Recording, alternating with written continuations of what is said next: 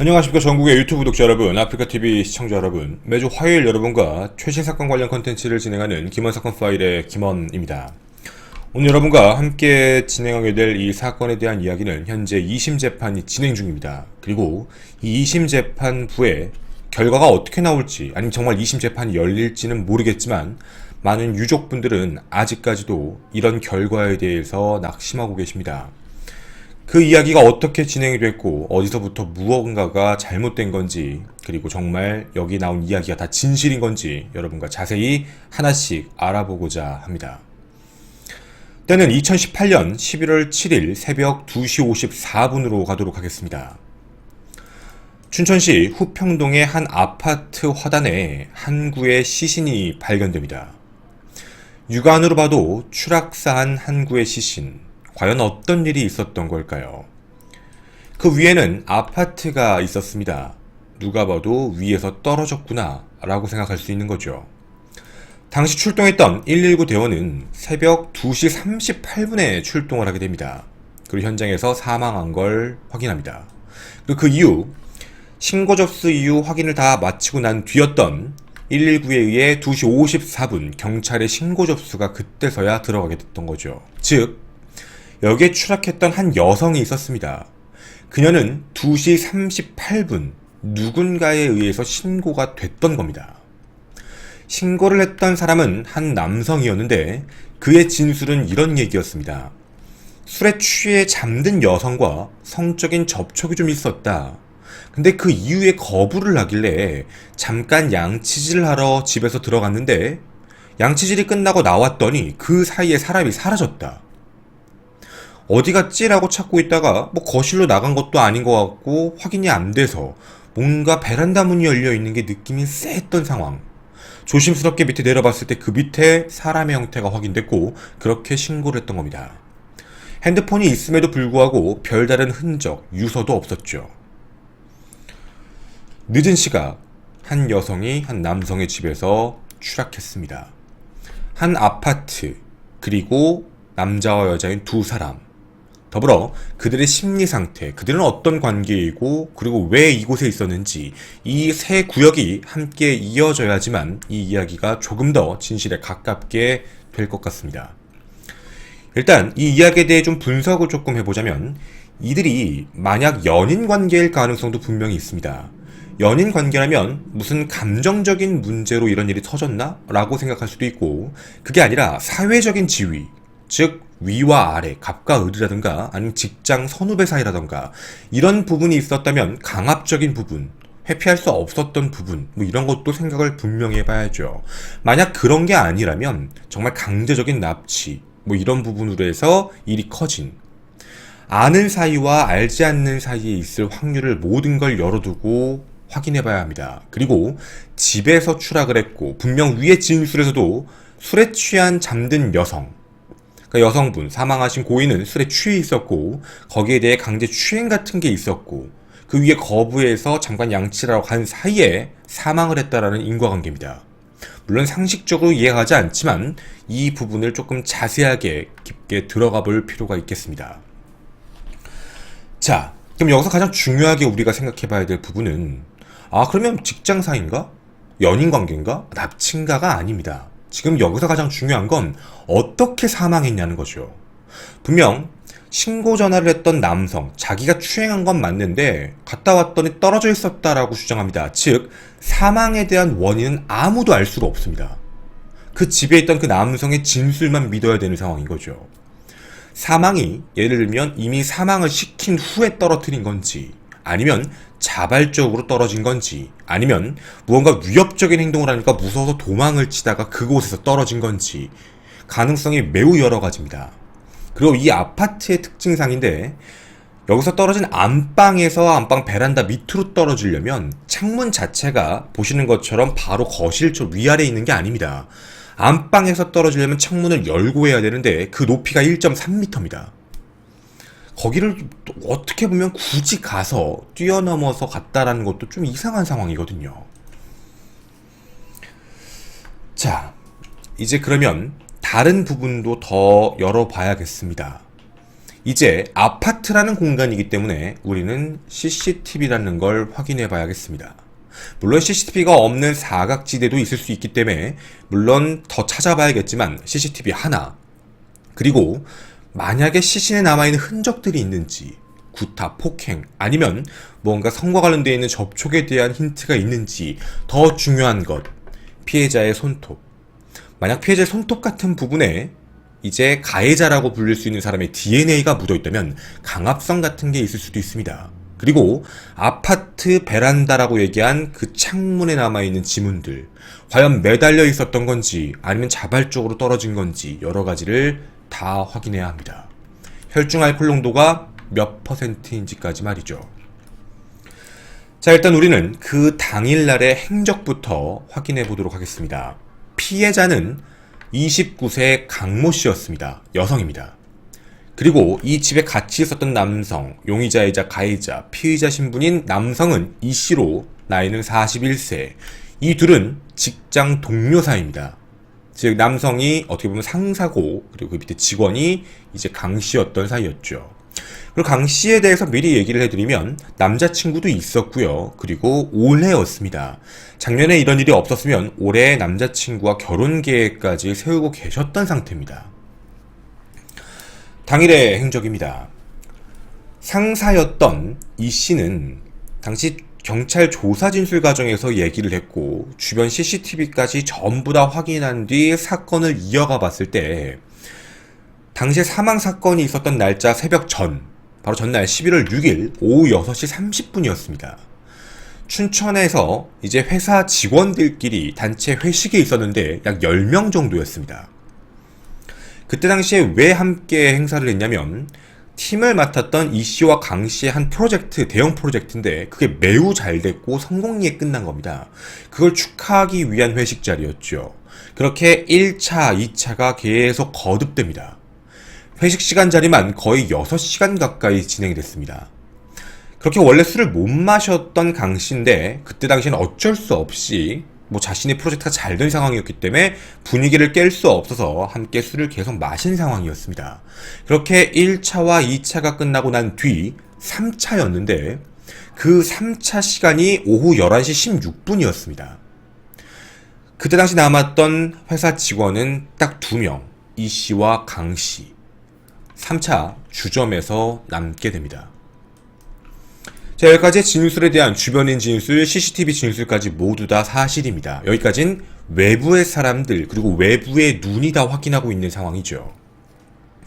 그리고 11시 56분쯤 그 주점에서 나오려고 준비를 하고 있는데 그 56분 나오기 전에 한 가지 상황이 확인됩니다. 그 주점에서 술에 취해서 몸을 저항하지 못하고 몸을 가누지 못하는 강 씨를 대상으로 추행을 저지릅니다. 그게 CCTV에 전부 남아있습니다. 강제추행이죠. 근데 이 강제추행에 대한 범주가 좀 잘 생각을 해봐야 되는 게 직장 상사가 이제 어떻게 보면 후배 직원에게 하는 이 상황입니다. 같이 프로젝트를 진행하고 있었고 둘 사이가 연인 관계가 아니라 굉장히 잘 돼야 되는 상황이었던 거죠. 근데 그 추행을 거부한다는 게 뭔가 추행을 했고 막 그분에서 왜 그러세요 화를 내거나 뛰쳐나간다의 정도가 아닙니다. 왜 그러세요 그러지 마세요 이런 정도라고 알아주시면 좋겠습니다. 그 이후 주점에서 나와 택시를 태우는 것까지 확인됩니다. 그리고 택시 기사분의 진술에 따르면 어떤 땡땡 후평동에 있는 아파트로 가달라라고 얘기를 했고 그 아파트로 가는 내내도 추행이 있었다. 그러니까 여성분은 술에 취해 있었지만 왜 그러세요 그러지 마세요라는 얘기를 하고 있었고 남성은 계속해서 뭔가 더듬거나 만지려고 했던 행동을 했다라고 이야기의 진술이 됩니다. 그리고 아파트에 도착을 하게 되는데요. 그 아파트로 가는 길 사이에서도 CCTV가 전부 확인이 됩니다. 손을 잡고 집으로 들어가는 길, 새벽이 넘어가서 2018년 11월 7일 새벽 12시 15분의 모습입니다. 이게 첫 번째. 그리고 그 이유입니다. CCTV를 다 보여드릴 수 없어서 잡아 끄는 듯한 행동을 계속적으로 합니다. 여기서 여성분은 술에 굉장히 많이 취한 상태라서 몸을 잘 가누지 못한다는 점도 영상으로 보게 되면 그렇게 보여집니다. 손을 그 이후 뿌리칩니다. 잡았던 손을 뿌리치게 한 뒤에 그 이후 자신은 손을 흔들면서 이제 집에 가겠다라는 제스처를 취하게 됩니다. 아마 보이실 겁니다. 근데 이렇게 했음에도 불구하고 남성은 다시 데리고 어디론가로 향하게 됩니다. 바로 그곳이 아파트입니다. 후평동에 있는 자신 소유의 아파트로 이 여성을 이제 데려간 상황이었던 거죠. 그리고 그 안에 도착했을 때도 CCTV 상에 보게 되면 엘리베이터를 함께 탄 모습까지 전부 CCTV에 녹화가 됩니다. 이 상황에서 피해자는 몸을 잘 가누지 못하는 상태고 휘청거리며 뭔가 이제 어떻게 보면 사리 분별이 잘 안 되고 있는 상태처럼 보이고 있죠. 이제 이 이유가 중요합니다. 여기까지는 진술 및 주변인 진술 CCTV가 정확하게 얘기해주고 있습니다. 그런데 아파트에 들어가서는 문제입니다. 이제부터 여기에 나와 있는 모든 진술은 딱 두 사람에 의해서만 나왔습니다. 집 안에 한 사람이 더 있었거든요. 지금 이 집에 들어간 사람 2명이고 1명은 사망했는데 어떻게 2명의 진술이냐라고 하시겠지만 당시 여기 집안에 이 씨의 집안에 동거인으로 살고 있던 한 남성이 있었습니다. 그 남성의 진술까지 함께 받았는데 중요한 건 그 남성은 이 씨 편입니다. 이 점도 꼭 기억해 주셨으면 좋겠습니다. 그럼 이제 이들이 얘기했던 이 2명의 진술을 얘기하겠습니다. 아파트에 도착을 하고 난 시간 12시 48분쯤 동거인을 이제 방으로 들여보냈다. 그 이후에 이 씨는 강 씨를 데리고 자신의 침실로 또 데려가 강제 추행을 했는데 당시 이 강 씨가 만취 상태였음에도 불구하고 계속해서 뿌리쳤다. 근데 이 부분은 앞에서도 똑같이 이어지고 있는 상황입니다. 저희가 모든 CCTV를 다 보여드릴 수 없지만 모든 주점, 길거리에서 다 뿌리치는 행동을 되게 많이 하고 있거든요. 집안에서 침실로 끌어 들어가서 들어간 뒤 다시 방문이 나오고 뭔가 소리가 들렸다. 거실로 다시 나왔다 다시 끌고 들어가고 다시 거울로 나왔다 다시 거실로 들어갔다가 다시 침실로 데리고 가고 반복적인 행동이 있다가 그 사이에 자신이 화장실로 양치를 하러 간 사이에 침실 베란다를 향하고 뛰어내린 것이다 라고 진술을 한 겁니다.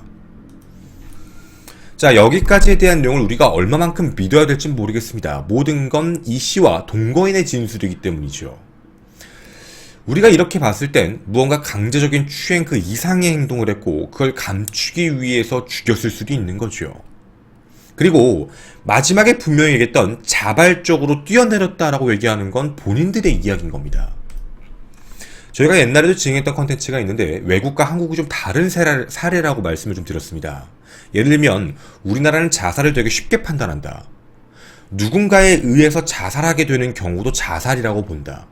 자살의 원인 자체가 남 때문인데 누군가가 예를 들어 너 내일 살아있으면 내가 너 죽일 거야 라는 압박감 때문에 자살했을 경우에도 자살이라고 보게 된다. 근데 그 원인은 그게 아니었는데 이 경우는 분명 자살에 대한 촉발 원인이 본인에게 있는 게 아니라 제3자에게 있을 수 있는 가능성도 분명히 있습니다. 근데 그 부분에 대한 이야기가 정확하지 않은 거죠. 자, 그럼 이제 우리는 이 부분이 어디까지 진실인지 조금 더 자세하게 살펴봐야 할 것 같습니다. 분명 처음에 아파트에서 보였던 CCTV 영상에서 우리가 보게 되면 아니 뭐 여자가 너무 적극적으로 거부를 안 하는 거 아닌가? 그냥 그렇게 끌려 들어가는 거 아니야? 라고 하실지 모르겠습니다. 술을 못 마시는 여성분이고 평상시에 회식을 즐기지 않는 분, 남자친구가 있으셨습니다. 그리고 회사 생활을 굉장히 잘하고 착실하게 했다라고 알려져 있습니다. 혈중 알코올 농도가 0.2%였습니다. 사망했을 당시에 병원에서 후송되고 난 뒤에 혈중 알코올 농도가 0.2%였다면 0.2%에 대한 느낌이 뭐 어떻게 느껴질지 모르겠지만 완벽한 만취 상태입니다. 어쩌면 잘 기억이 안 날 수도 있고 이 정도면 거의 사람이 어떻게 생각을 해봤을 땐 상황에 대한 분별력이 떨어질 가능성도 있는 거죠. 그리고 평상시에 자신과 프로젝트를 오랫동안 함께했던 직장 상사, 같이 되게 많은 일들을 했겠죠. 그리고 그 사이가 틀어지기 싫었다는 점도 분명히 감안을 해둔 상태. 무조건 나쁜 쪽으로만 본다라는 게 아니라 무언가 상황적인 면을 봤을 때 이 둘은 그 전에도 좀 친하게 지낼 수 있는 사이. 그런데 나쁜 사이라고 볼 수는 없는 상황. 그 전에도 이런 일이 있었던 상황은 아니었습니다. 자, 이제 A씨에 대한 이야기가 어디까지 진실인지 좀 더 깊게 봐야겠습니다. 진술을 이렇게 했으니 남아있는 건 시신과 그리고 아파트의 흔적인데요. 아파트의 흔적이 확인이 조금 됩니다. 추락 당시에 여기 아파트가 8층이었는데 추락 당시 다리가 먼저 닿았습니다. 이게 조금 아이러니한 부분이긴 하거든요. 다리가 먼저 떨어졌다는 점. 대부분 자기가 자살을 한다라고 얘기할 때 상반신이 많이 떨어지는데 다리가 먼저 바닥에 닿았다는 점도 조금 특이한 상황. 두 번째, 베란다 창문에 매달려 있었던 흔적이 확인됩니다. 그러니까 매달려 있었다라는 부분이 매달리고 나서 손을 놓은 건지 아니면 살려고 잡고 있었던 건지는 알 수 없지만 이것도 좀 분명히 생각해 봐야 될 상황인 거죠. 바로 경찰은 강간치사 혐의를 적용합니다. 분명 강간에 대한 목적이 있었다라고 판단을 했던 거죠. 여러분, 이 법적인 해석이 좀 중요한 부분입니다. 강간치사. 강간을 하려고 했는데 여성이 뛰어내려 사망했다. 이 부분에 대해 구속을 하고 난 뒤 국가수에 부검을 의뢰했는데 국가수에선 이렇게 연락을 줍니다. 추락으로 인한 두개골 골절로 사망했다. 그리고 남성의 DNA 및 외상은 확인되지 않았다. 손톱 DNA가 없었고 그리고 뭐 이런 체내 같은 데 있었던 뭐 이런 부분이 없었다 라고 이야기합니다. 혈중 알코올 농도는 말씀드린 0.2%. 계속해서 이 씨는 주장합니다. 나는 그냥 술김에 어느 정도 추행한 건 맞는데 내가 이걸 어떻게 강간한 것도 아니고 죽인 것도 아니다. 이렇게 해서 얘기를 했던 거죠. 경찰은 이 부분에 대한 내용을 다 정리를 한 뒤 검찰로 송치합니다. 그런데 검찰에 송치를 할 때 죄명이 준강간치사혐입니다. 강간을 한 게 아니라 강간을 하려고 했다. 준강간 그리고 치사가 있었다. 이 혐의 어떻게 보면 지금까지 우리가 봤던 모든 정황상 어떻게 보면 가장 적당한 죄명일 수 있습니다. 직접 살해를 했다라는 증거는 없으니까 말이죠. 근데 검찰 측이 이 준강간치사 혐의를 완전히 바꿔버립니다. 준강제추행입니다. 즉 어떻게 된 거냐면 경찰이 넘긴 준강간치사 혐의를 검찰에서 기소를 할 때는 준강제추행 혐의로 바뀝니다. 그러면서 준강간추행 혐의의 최대 형량, 최소 형량 1년 6개월, 최대 4년 6개월인데 구형을 4년을 합니다. 구형입니다. 재판이 아직 나온 건 아니고요. 검찰징역 4년을 구형했던 거죠. 그 이유가 뭐였냐면 당시에 이 시간의 행동 때문에 피해자가 추락했다라고 볼 수 없다. 즉 여기서 얘기하는 준강간치사 혐의라고 얘기하는 걸 입증할 수가 없다. 추행인 거, 강제 추행한 건 인정하겠는데 치사 혐의까지 들어가는 건 앞뒤가 맞지 않는다라고 했던 거죠. 인과관계가 안 맞는다고 판단한 겁니다. 자, 다시 정리해서 말씀을 드리자면 피해자가 사망한 그 원인이 앞에 있었던 추행 때문이다라는 정확한 증거가 없다의 해석이었습니다.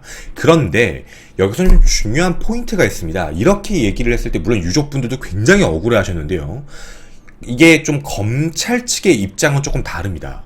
검사의 입장은 사실 뭐였냐면 이걸 준강간치사가 아니라 준강제추행으로 처리했던 이유가 준강간치사로 기소했다가 만약 그쪽 변호인단이 이걸 왜 그렇게 보냐 인과관계가 없다라는 식으로 재판을 몰고 가면 준강간치사 혐의에 대해서 무죄가 뜰 가능성이 있다.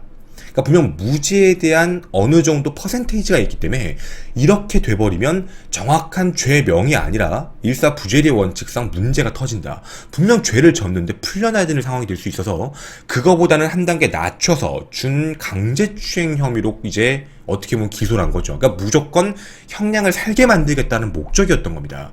이게 검사 측 입장입니다. 물론 이 부분은 유족을 입장을 이해를 못하고 있는 상황인 거죠. 그러니까 우리는 여기서 검사분들이 했던 이유가 무언가 이상해서 봐주려고 이런 부분이 아닙니다. 무조건 처리는 해야 되는데 잘못하면 풀려날까봐 라는 어떻게 보면 안전장치에 대한 부분이었죠. 상황적으로 분명히 법적으로 보면 추락사입니다. 근데 추락에 대한 게 어떻게든지 타살인지 자발적인지는 국가수가 아예 밝히지를 못했죠. 밀은 각도였는지 자발적인 각도였는지 확실한 건 살아있었습니다. 산 사람이 추락해서 사망한 부분이기 때문에 이 부분의 원인을 찾을 수 없는 건 사실이거든요. DNA도 안 나오고 뭐 추행에 대한 겉에서 뭐 흔적 DNA 침 이런 게 나온 것도 제대로 나온 게 없습니다. 근데 아쉬웠던 부분은 바로 이 부분이죠. 한 가지 전제 조건이 빠졌습니다. 여성이 만취 상태였습니다. 만취 상태였기 때문에 손톱에 대한 DNA가 안 나올 수도 있다는 점을 어떻게 보면 간과한 거죠. 어찌되었든 검찰의 입장은 그쪽이었습니다. 그리고 다시 한번 재판에서 이렇게 이 씨에게 묻습니다. 너의 죄를 인정하는가? 근데 이렇게 얘기합니다. 추행은 인정한다. 나머지는 인정할 수 없다. 실제 재판이 들어가게 됩니다. 1심 재판부는 징역 6년을 선고합니다. 자, 기소 내용에 대한 부분은 말씀드렸고 1심 재판부는 이렇게 얘기합니다. 검찰이 구형한 게 4년이었는데 그거보다 높게 했던 거죠. 최대 구형이 4년 6개월인데 그 이상을 때린 겁니다. 그 이유가 뭐냐면 법적인 해석을 이렇게 했습니다. 피고인은 자신이 집에서 피해 여성의 귀가 자체를 제지했고 결과적으로 피해 여성이 베란다로 가게 한 원인을 제공했다며 준강제추행 죄에 대해서 권고 형량을 상한을 일부 이탈해서 형을 정했다라고 이야기합니다. 즉 재판부의 입장에서 그러니까 검사 측이 너무 몸을 사렸다라고 본 거죠. 어떻게 보면 인과관계를 따졌을 때 추행을 하겠다고? 아니 추행을 할 거면 밖에서 했는데 왜 굳이 집까지 데려갔어? 집까지 데려갔다는 건 강간을 할 의도가 있었던 거잖아. 즉 준강간이 있었다라는 부분을 얘기했던 겁니다. 근데 그 부분을 검찰 측이 기소하지 않았기 때문에 재판부의 입장에서 이런 부분이 분명히 납득이 되기 때문에 권고 형량을 상향 일부 이탈을 하겠다라고 하고 징역 6년을 선고한 겁니다. 이게 만약에 강간 혐의가 들어갔으면 최소 구형이 징역 10년입니다. 해서 당연히 유족들은 억울하다고 얘기를 하는 거죠. 어떻게 보면 입장을 봤을 때 유족분들의 입장을 이해를 못하는 게 아니죠. 검찰 측이 어떻게 보면 굉장히 몸을 사렸다라고 보여지는 상황이기도 합니다. 그 이후 1심에 대한 판결, 이 씨는 형이 너무 무겁다라고 이야기하며 항소합니다. 그리고 그 이후에 가해자 측은 전혀 사과가 없는 상태죠. 준강제추행 혐의로 1심 재판을 이미 받은 상황입니다. 즉 그리고 형량이 나왔죠. 6년. 해서 이제 기소 자체를 강간치사 등으로 변경이 불가능한 상황입니다. 이제 최고 맥시멈 징역 6년. 2심 재판부가 받아지면 그것보다 떨어지거나 할 가능성만 남아있습니다. 1심에서 검찰의 구형보다 법원의 선고가 더 컸거든요. A씨, 즉 이씨는 항소를 했고 검사는 항소하지 않았습니다. 왜냐면 검사의 입장으로 봤을 땐 징역 6년 이상을 선고하는 게 불가능하거든요. 검찰로선 현재 제기한 항소 자체를 기각해달라는 요청만 넣은 상태입니다. 2심 재판이 어떻게 될지, 잡힐지, 열릴지에 대한 부분은 모르지만 많은 사람들이 얘기하고 있는 부분 중에 하나, 1심 재판부에서 준강제추행 혐의를 인정했기 때문에 6년보다 떨어질 가능성도 분명히 있다. 그리고 최대 형량이 4년 6개월. 아마 2심 재판 변호사가 들어가면 이건 어떻게 보면 판사의 개인적인 판단과 주장이 들어갔다. 감정이 들어간 문제일 수 있다. 라고 주장할 수 있으며 형량을 낮출 수도 있다라고 추측 중입니다.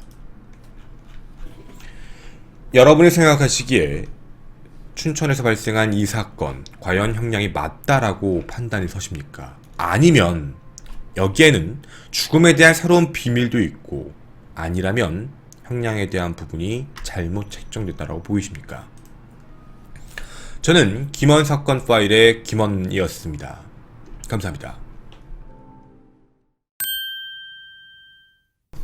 당시에 이 이야기가 처음 나왔을 때 많은 사람들이 그렇게 얘기를 했어요. 아, 저게 어떻게 보면 이제 피해 여성이 어느 정도 좀 뭔가 그런 여지를 주거나 약간 그런 거 아니냐, 이런 식에 대한 얘기를 하면서 이제 일부 피해자의 책임도 분명히 있는 거 아니냐라는 이야기로 당시 이제 유족분들에게 이제 2번 상처가 될 가능성이 좀 컸거든요. 근데 이거는 저희들도 얘기를 받고 확인했어요. 물론 뒷이야기니까 그냥 편안하게 얘기를 좀 드릴게요. 당시의 사회적인 위치와 그리고 프로젝트에 대한 부분 때문에 좀 중요했어요. 그 프로젝트를 둘이 진행을 했고, 이 프로젝트를 잘 진행하고 난 뒤에 이제 회사적인 자리를 입지를 잘 유지하고 승진도 해야 되고, 여성분의 입장은 회사에 오래 있었어야 됐고, 그리고 내년에 이제 올해였죠, 정확히는 올해 이제 결혼을 할 계획까지 있었던 상황이었기 때문에 회사 내에서도 굉장히 착했고 되게 이렇게 사람들 사이에서 잘 했다라고 얘기가 나와 있더라고요. 그리고 오랜 시간 동안 함께 프로젝트를 했었어요. 그러니까 둘이 계속 이제 접촉도 많았을 거고, 근데 이제 이상한 접촉이 아니고요, 일적인 접촉에 대한 부분이 되게 명확했던 상황인데, 이날 술을 못 먹지만 마지막까지 먹을 수밖에 없었던 이유가 당시 술자리 분위기가 약간 그랬던 거예요. 아유, 어딜 가, 먹어, 좋은 날이잖아, 잘 됐잖아, 막 이런 식으로 되면서 분위기가 이어지다 보니까 이미 2차, 저희도 이제 들은 바로는 1차 말 2차 초반부터 너무 많이 취해 있었다고 하더라고요. 그래서 이제 너무 많은 어떻게 보면 이런 게 있다 보니까 그 이후에도 있었고, 평상시에도 오빠처럼 많이 따랐었다고 해요. 그러니까 이제 나이 차이도 조금 있고, 네, 그런 부분인데, 나중에 이 집을 가는 문제라던가 이렇게 같이 따라가는 부분에 대한 CCTV가 일부만 공개된 걸 보고서 많은 분들은 그냥 순순히 따라간 거 아니야? 라고 하시는 분도 좀 있는데, 영상 자체적인 부분을 다 보게 되면 전반적인 모든 CCTV와 추행에 대한 부분의 진술을 보면 일방적이었고, 그리고 분명히 술에 많이 취해 있었지만 거부했어요. 하지 말라고. 네, 그러니까 안 했으면 좋겠다. 왜 그러세요? 그만하세요. 이런 식으로 계속 얘기를 했었던 상황이었는데, 네, 이제 어떻게 보면 집까지 가게 됐고, 그 집에서 이제 그 일이 이제 터져 버린 거죠, 상황이. 근데 이게 심리적인 부분으로 봤을 때에 대한 얘기도 있어요. 그러니까 뭐냐면, 그냥 이건 다 추측이, 뭐냐면 이제 정황상이니까 심리적으로 봤을 때에 대한 이야기예요. 자, 심리적인 부분인 건데, 혈중 알코올 농도가 0.2%가 나왔기 때문에 갑자기 정신이 돌아왔다라고 보기는 애매해요. 그러니까 갑자기 정신이 돌아왔다? 이렇게 얘기하기가 좀 어려운 상황이거든요. 분명한 거는 집에 데려가고 집안에 누가 있는지도 분명히 얘기를 했을 것 같아요. 물론 얘기에 대한 게 녹음이 된 건 아닌데, 집안에 자기만 있다라고 하면 거부감이 있겠지만 나 같이 산 애도 있어, 아무 일도 없어, 뭐 이런 식으로 얘기를 했을 가능성도 분명히 있는 거예요. 그렇게 얘기하면 어느 정도는 뭐 그럴 수 있다라고 생각할 수도 있는 거니까. 근데 이게 피해자의 심리적인 부분을 좀 봤을 때 혈중 알코올 농도가 2.0이 넘었던 사람이라면 집에서 뭔가 갑자기 의식이 확 돌아왔다라고 보여지거나 확 기억이 났다라고 보여진다라고 얘기하기 좀 애매모호하거든요. 그러면 좀 그런 취한 상황이 지속이 됐다라는 얘기가 된 건데, 그 와중에 갑자기 내가 어떻게 보면 이제 자살을 해야겠다라고 마음을 먹은 게 조금 특이한 상황인 거예요. 근데 이 부분에 대해서 법적으로 들어가면 가능성이 한쪽으로 열렸던 거예요. 뭐냐면 자기 눈앞에 있었던 베란다가 출구라고 판단했다. 그러니까 그런 거예요. 그러니까 이게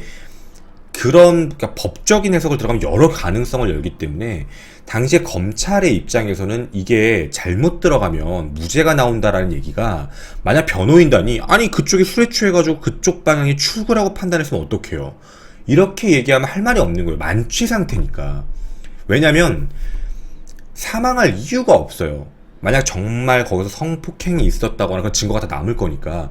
그런 일이 있고 그걸 깨달아서 수치심에 뭐 자살했다 뭐 이런 식의 시스템이면 그럴 수 있는데, 그런 혐의가 없는 상태에서 갑작스레 사망을 해버린 거니까 이제 가능성을 열어두는 거예요. 법적이라는 건 당연히 변호인단이 그렇게 얘기를 하니까 만약에 술에 취한 사람이 거기가 뭐 어떻게 보면 이제 정신이 뭐 이렇게 온전치가 않아서 거기 있는 게 출구로 보여서 출구인 줄 알고 나갔다가 떨어진 거다, 이럴 가능성도 있지 않느냐라고 얘기를 던지면 진짜 할 말이 없는 거예요. 그러면 법적인 부분에서는 검찰 측은 그걸 또 반대로 얘기해야 되거든요. 그래서 그걸 증명을 해내야 되는데 그런 게 쉽지가 않아요, 사실은. 근데 우리가 이 부분에 대해서 의심을 하는 건 그 전에도 몇 번씩 나갔다고 얘기했어요. 강을. 그러니까 방문을 나갔다, 거실로 나갔다가 다시 데리고 들어왔다, 거실로 나갔다, 다시 데리러 들어왔다, 이렇게 얘기를 하고 있는 거잖아요. 그러니까 이런 상황으로 봤을 때 출구에 대한 부분을 인지를 했을 수도 있다, 이렇게 얘기할 수 있거든요. 알고 있으니까 그쪽으로 나갔지. 근데 이걸 또 법리적인 부분에 재판에 들어서 검사 입장에서 상대방 변호인단이 아니 계속 그쪽에 나가면 잡으니까 이쪽이 출구인 걸 수도 알 수 있지, 이렇게 얘기하면 답이 없는 거예요. 그러니까 이쪽이 계속 출구인 줄 알아서 나갔는데 계속 잡혀 들어오니까 아 여기로 나가면 안 되겠다, 이렇게 얘기하면서 아 이쪽으로 가야겠다, 이렇게 얘기해서 갔다, 이렇게 얘기를 해버리면 그땐 정말 답이 없어져 버리는 거예요. 어떻게 보면 그쪽의 입장에서는 아시다시피 그 법적 어쨌든 법리적인 부분에 들어가게 되면 모든 건 가능성을 열어두는 거잖아요. 가능성을 열어두고 가능성이 단 1%라도 존재하면 그 부분에 대한 건 인정을 해줘야 돼요. 그걸 반박을 못하면 답이 없으니까. 그래서 이 문제는 그러니까 참 어떻게 보면은 되게 안타까웠던 상황인 거죠. 어떻게 보면. 뭐 이 씨가 나중에 뭐 나와서 이 영상을 볼지 안 볼지는 모르겠지만 사실 이 씨가 한 가지 간과하고 있는 게 뭐냐면 이 씨는 거부하는 피해자를 데리고 강제 추행을 한 건 사실이에요. 그거는 술자리에서 남들이 있을 땐 하지 않았어요. 왜냐면 그게 잘못됐다는 걸 알고 있었으니까, 본인도. 그럼 본인은 그 부분에 대해서는 의식이 있었다는 거예요. 자기도 1, 2차에서 만약에 추행을 했으면 자기도 엄청 취해가지고 뭐 그랬다, 뭐 이럴 수 있을지 모르겠지만 자신은 분명히 의식이 있는 상태였고 어디선 하면 되고 하면 안 되는지를 분간하고 있는 상태였다고 보여지고, 근데 그러고 나서 본인이 그 이후에 추행을 했고 본인이 택시를 태워서 자신의 그 직원을 데려다 준 게 아니라 자신의 아파트를 향했고, 그리고 아파트에서도 데리고 올라갔고, 아파트 현관 CCTV에서도 여기 피해자는 가겠다고 얘기를 하는데 데리고 들어가요. 그리고 집안에 굳이 데리고 들어갔다라는 점에 대해서 우리가 뭐라고 인식을 하는 게 맞을까요? 본인은 강제추행한 건 사실이지만 성폭행과 관련되어 있는 부분, 강간에 대한 부분은 의도하지 않았다고 얘기하는데 의도하지 않았던 게 정말 맞을까라고 생각이 들어요. 법리적인 건 증거가 없지만 진짜 그랬을까? 분명히 목적성은 있었다고 보이거든요. 목적이 없었으면 왜 굳이 데리고 들어가요? 그리고 분명한 건 그렇게 자신의 의식이 있는 상태에서 추행도 몇 번 했고 거기서 피해자가 집에서 사망을 했어요. 본인의 형량이 6년인 게 너무 억울하다라고 얘기를 했는데 과연 진짜 억울한지가 궁금해요. 이걸 정말 볼지 안 볼지는 모르겠지만 입장을 바꿔서 나중에 딸을 낳았는데 따님이 이런 일 겪었을 때 뭐라고 얘기할지 난 정말로 궁금해요. 그 부분을, 당신이 한 그 행동을 정확하게 지금 본인이 얘기한 것처럼 억울하다라고 얘기할 수 있을 만큼의 정황인 건지, 분명 누가 봐도 목적이 뻔했는데, 그래서 이 부분은 좀 생각을 좀 해봐야 되는 게 아닌가라고 느껴져요. 저희는 개인적으로.